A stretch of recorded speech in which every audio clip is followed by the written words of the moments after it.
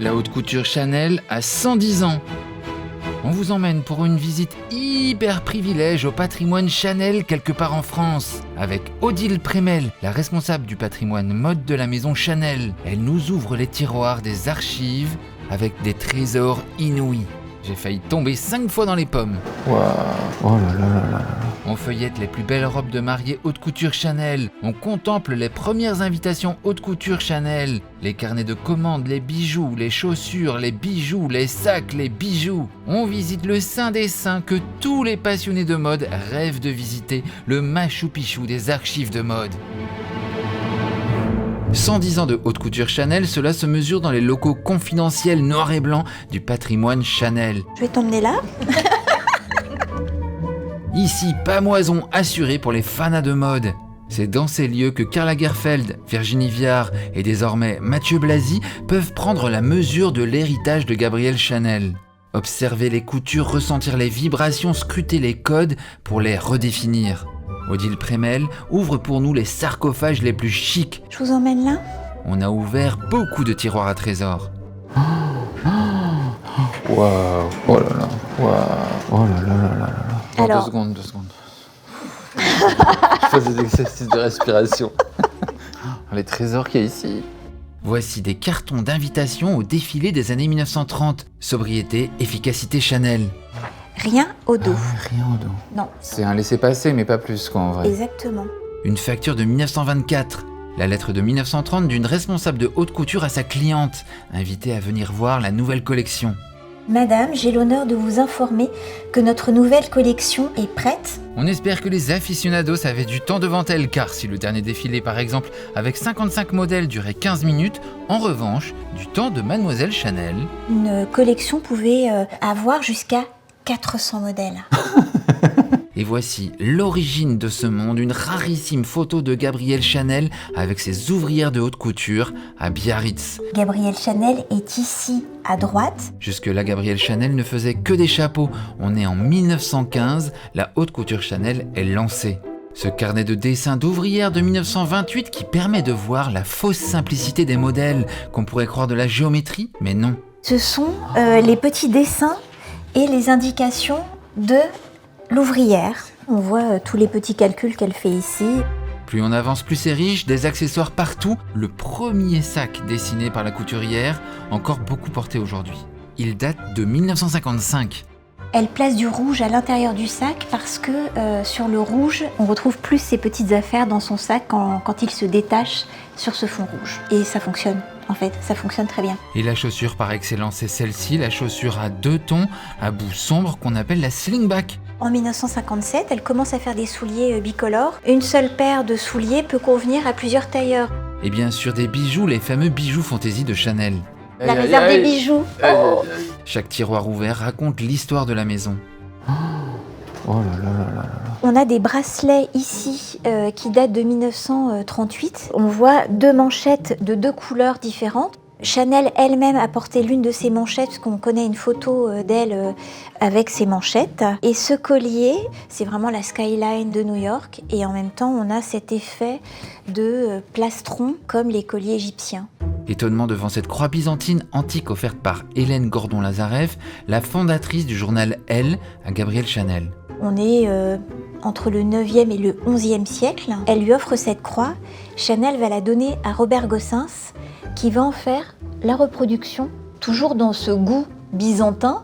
Oh là là. Oh là là. Ça, c'est un collier de Gossens. On est dans les années 50, mais Ah celui-ci date des années 30. Évidemment, il coulisse ici dans la gueule du serpent. Qu'est-ce que c'est ? Ça, c'est Gossens aussi. Ce sont des plumes avec une pierre centrale. Ça, ce sont les petites boucles d'oreilles typiques de Chanel à l'époque. Des bijoux ultra fragiles.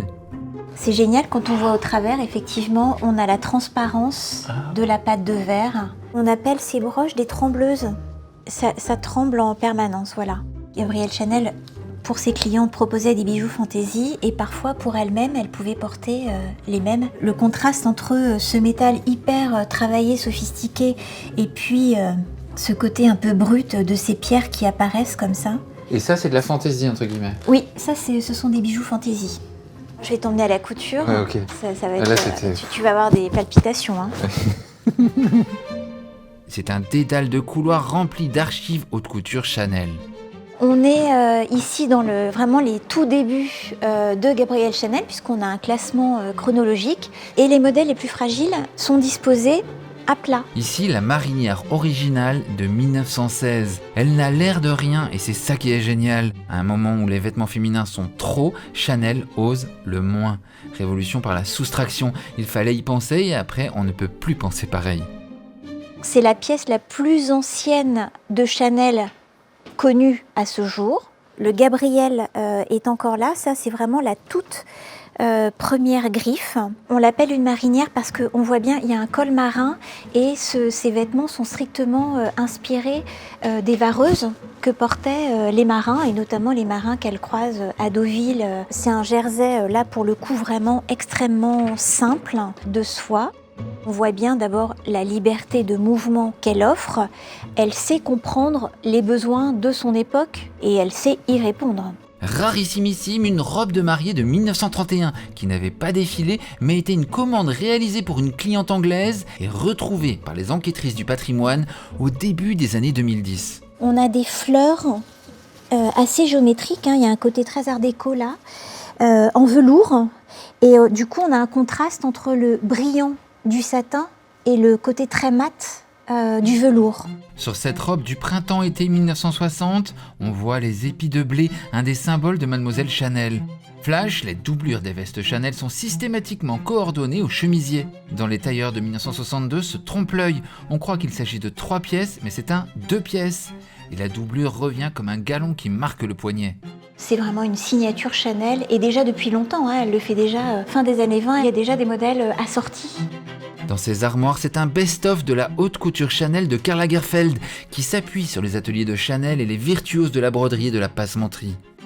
On est en automne-hiver 1984. D'accord.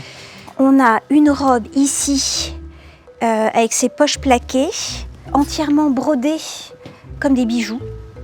Oui, c'est des bagues. Oui, comme presque des bijoux écrasés sur le modèle, c'est assez drôle. Mais c'est le plateau qu'il y a à l'accessorisation avec les boutons Ouais, qui se retrouvent oui, sur la robe. Ouais, quasiment. Magnifique. Bah, c'est très Riche. Hein. très couture. Et on a ce modèle, un petit modèle blanc. Et tout est brodé, voilà, avec ces petites frises. Donc là aussi, hein, fidèle à Chanel, on a une silhouette qui paraît assez simple de loin. Et quand on s'approche, on voit la virtuosité du travail qui est vraiment qui est incroyable. Regarde, on a un petit plissé ici, rebrodé de perles. Ouais. En fait, c'est une petite veste presque, je dirais, très très Chanel, c'est-à-dire la coupe assez simple avec ses poches plaquées et puis tout ce travail ici de broderie, incroyable. Autre joyau, cette robe de mariée printemps-été 2015, l'une de celles qui a coûté le plus cher. Il y a 2000 heures de travail pour les fleurs. On a des fleurs en volume, quoi. Les ateliers Le Marié s'en souviennent, des centaines ou des milliers de fleurs en rhodoïde dans toutes les teintes de beige. Voilà, je pense que c'était votre moment de relaxation fashion de la semaine. N'hésitez pas à revenir voir cette vidéo en cas de stress. J'espère que vous avez le mood board mental bien rempli par toutes ces merveilles visuelles.